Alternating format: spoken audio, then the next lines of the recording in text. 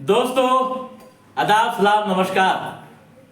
आज के एपिसोड में हम बात करेंगे सिवान के पूर्व सांसद रहे स्वर्गीय शहाबुद्दीन की पत्नी हिना साहब के बारे में।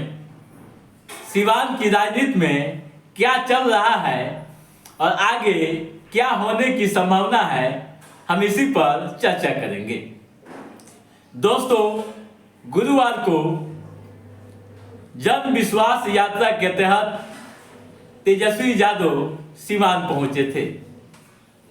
वहां उन्होंने सभाएं की, लेकिन पहली बार यह देखने को मिला कि हिना साहब मंच पर नहीं आई। हालांकि हिना साहब क्यों नहीं आई, इस पर तो हम चर्चा करेंगे ही, लेकिन खास बात यह है कि मंच पर बुरकानशी एक महिला भी थी। लोगों को लगा शायद हिना साहब ही होंगी, लेकिन जब इसकी तस्दीक की गई तो पता चला कि डॉक्टर असफ अंसारी की पत्नी डॉक्टर साइका नाज हैं, जो मंच पर खड़ी हैं। इसके बाद से ही राजनीतिक यानी सिवान की राजनीति काफी गर्मा गई। तरह तरह के कयास लगाए जाने लगे और चर्चाओं का बाजार गर्म हो गया। आखिर हिना साहब मंच से दूर क्यों रही, इसके पीछे क्या कारण है? कई तरह के सवाल हो रहे हैं। दोस्तों,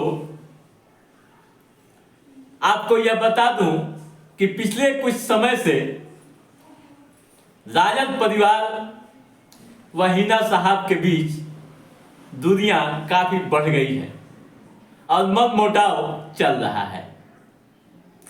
इस मनमुटाव के बीच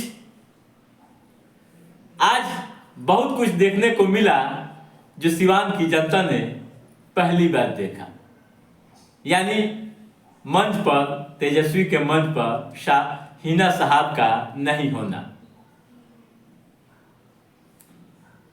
इस कारण कार्यकर्ताओं में काफी आक्रोश भी देखा गया और तरह तरह की चर्चाएं लोग करते रहे।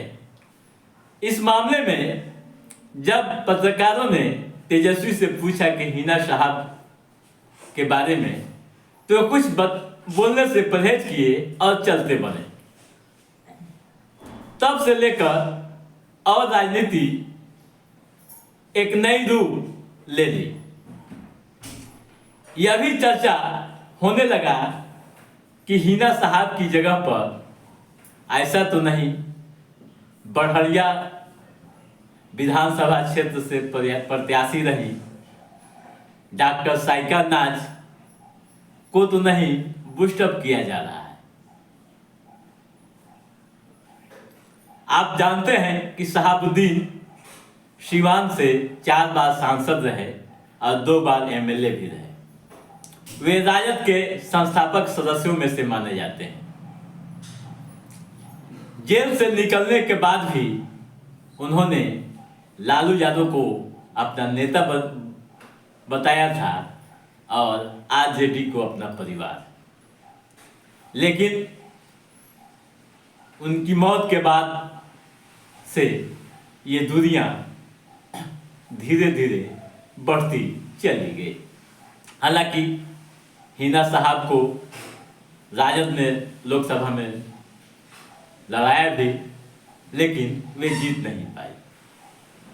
खैर, हार जीत एक अलग बात होती है, लेकिन हिना साहब की एंट्री नहीं होना सभा स्थल पर कई मायने लगाए जा रहे हैं।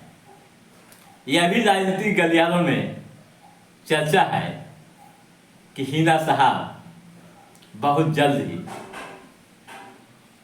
जदयू का दामन थाम सकती है और हिना साहब व उनके बेटे वहां के राजनीतिक गेम चेंजर भी बन सकते हैं। अब आगे क्या होगा यह तो वक्त तय करेगा, लेकिन जिस तरह की बातें छन कर आ रही है उससे राजद को बड़ा नुकसान हो सकता है। हिना साहब से दूरी राजद के लिए परेशानी बन सकती है।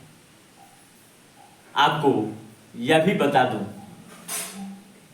कि सभा में